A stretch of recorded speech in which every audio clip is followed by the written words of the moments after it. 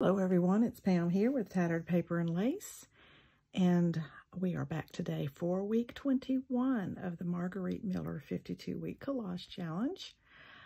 So I welcome you to come along, and if you are a new subscriber, welcome for coming. Thank you for coming and welcome. If you've already been a subscriber with me, then thank you for coming back. Let's see what we can do today with week 21.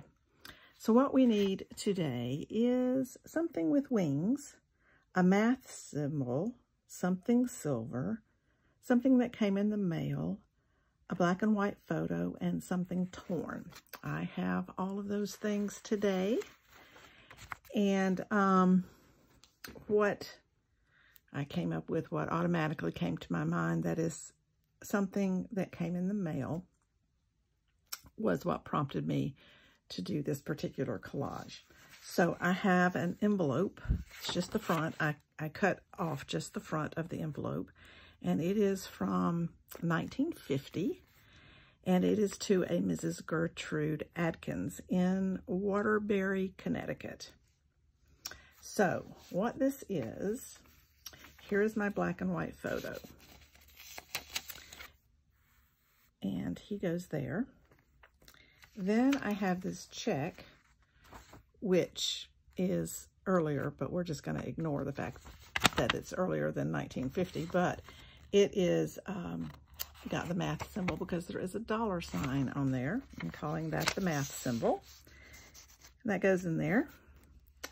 And then this gentleman wrote to his wife. He is in the military. He wrote to his wife, and he sent this little photograph that someone had taken, and he thought he'd send her this photograph to her. And he wrote her a note on this card that has a bird on it. So that's our something with wings. He sent her a check for $75, 75 or 25, let me see, $25, because he's, wants to make sure she has enough money to run the household while he's gone. And so that is in his letter. Yeah, he wrote a note or a little letter on the back of this card with the bird on it. He sent a photo of himself, and he sent her some money for $25. So that is the something with wings. A math symbol is the dollar sign. Something that came in the mail in the back when I white photo, and the envelope was torn open, so that's the something torn. Now we need the something silver. So in this man's billfold, he also was carrying this, which is a leather piece from Brown University. That must be where he attended college, and he sent this to her for safekeeping because he just had it in his wallet, and he was afraid that he might lose this, which this was a memento from his school. And that is brown leather, and the flag of this is stamped in silver. So that's the something silver. So these are all things that came in his letter to his wife.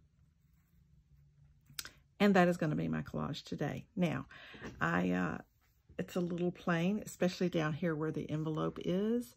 So I'm going to put a little something, and I brought out this, because I thought I could find something in one of these German scraps here that might just be a little embellishment I could add, that I thought he might have found and added to the envelope, to the letter to his wife, and just added a little extra something to the envelope. So we're going to see if I can find something here that might work. This feather might work. Let's cut that out and see what we think about that. So that is my little story, and it was quite simple this time. It took me a little time. I'm filming again a little bit early, because let's just cut this apart, and then I'll get that fussy cut out. This is Thursday, and you will be seeing this on Monday. So this is the Thursday before the Monday this is supposed to come out. But anyway, so that is my little collage for this time. And I just thought it was be fun and appropriate to see what I could figure out for what someone might put in an envelope to their wife who is in the military, but it is in 1950, so it is not during wartime. He just is in the military and is stationed somewhere further away from her. So he wrote her a letter. They keep in touch. He might call her on occasion as well, but back in those days, they thought it was nice to write letters, and it was a cheaper way because, you know, long distance was kind of expensive back then. So he chose to write her a letter, and I thought I might just put this right down here. Well, that's not too bad. To give it a little bit more interest here, maybe I'll do it like this, so you can still see her name. I could do it like, well, I think that's upside down. It would be okay, because that flower's right side up. No, it's really upside down. So let's do it like this. And so what do you think?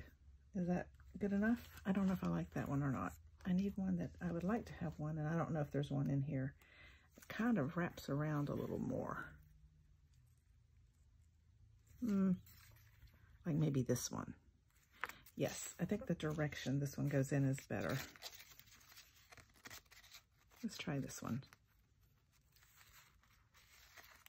I just think that it needs a little something on the envelope. I thought about embossing the envelope, but then it wouldn't be embossed, probably, coming from him and stationed wherever he was stationed. So I decided I wouldn't do that. Let's get this on cut out right here. I think this one might work. Shape-wise, might work a little bit better. This goes right here. Cut that little bit out right there. Okay. Yes, I like how this wraps around a little bit. Just like that. So I think I'm going to do that. I also may put a little decorative stamping right here, but let's get all of this down first and see what we think. So let's start with the beginning, which is the first thing that's going down is the check. And this check is from the First National Bank in Ohio, but it's dated 1911. But I didn't have a check that was more in the time frame that this letter was, and I didn't have a letter that was in the time frame this was. So we're just going to go with this. I have lots of checks, but most of them are older checks, believe it or not. Okay, this goes like this, so we can see the dollar symbol, which is my math symbol. And we're going to put that down just like that. So he has written her a check for $25 to help take care of any household needs that she might have while she's away. And the next thing that goes down is going to have to be the little bird note. And it's just out of a magazine, but I'm pretending that it was like a note card that he wrote her a note in. So that's what I'm saying. That's what I'm calling it. So let's get that down. Uh-oh, I just spit out a bunch of glue right there on the page, but that's okay. It's where there'll be glue anyway. I'm not too worried about it. Just get this down real quick. Now I want to make sure that I have this within the confines of the interior of the letter, because I want it to look like this is all just kind of popping out of the letter, like she left it laying out or something. So that's what I want that to look like. And these things are in here just like this.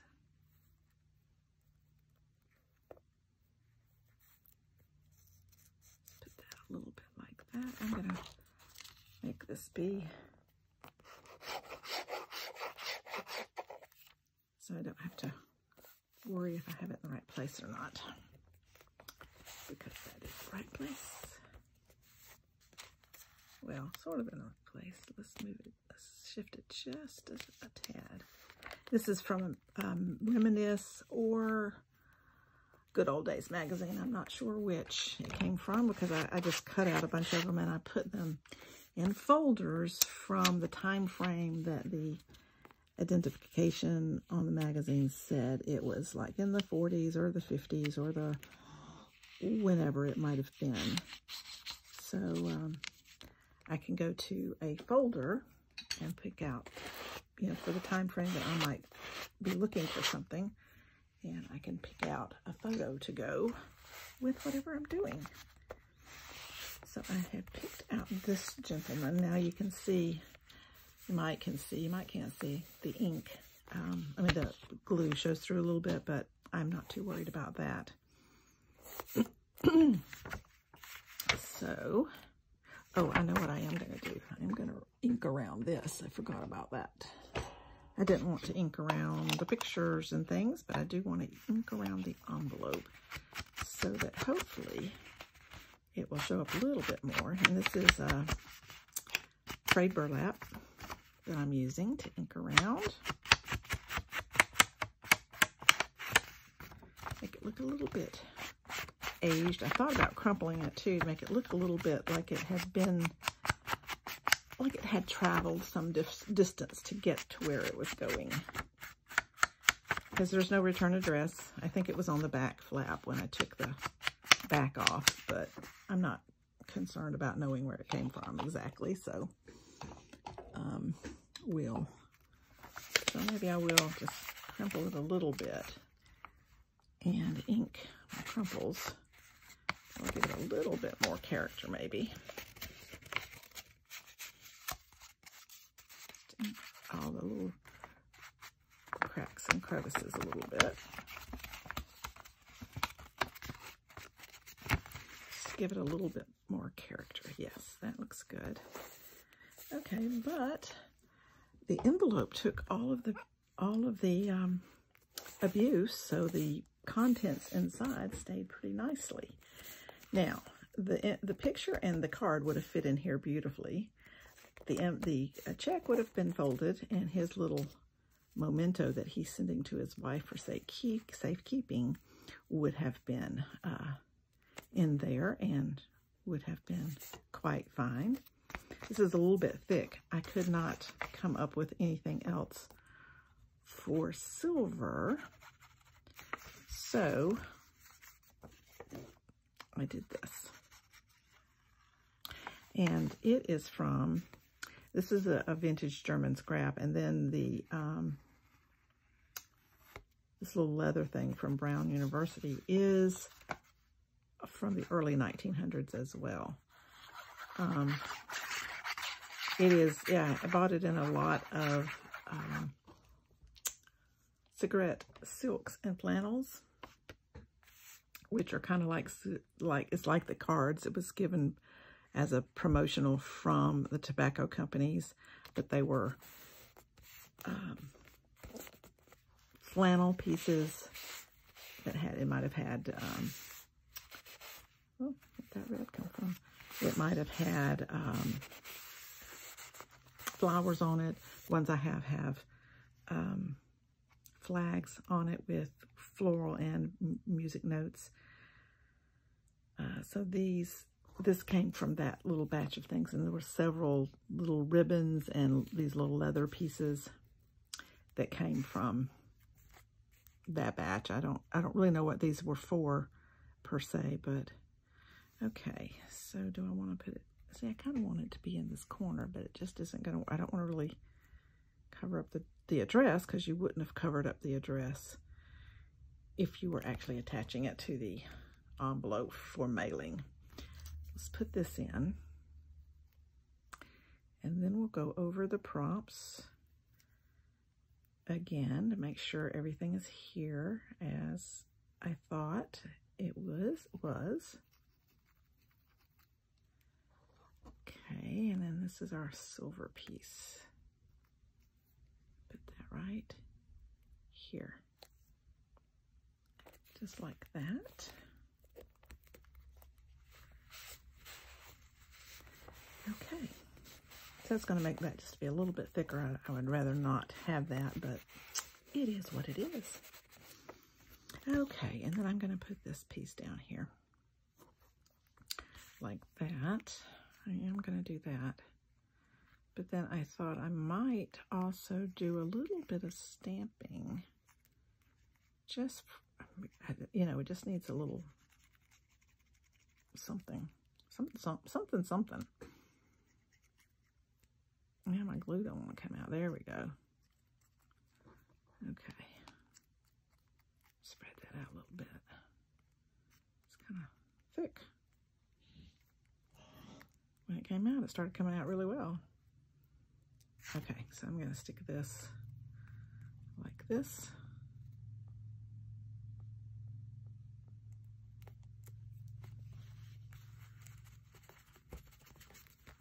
There we go.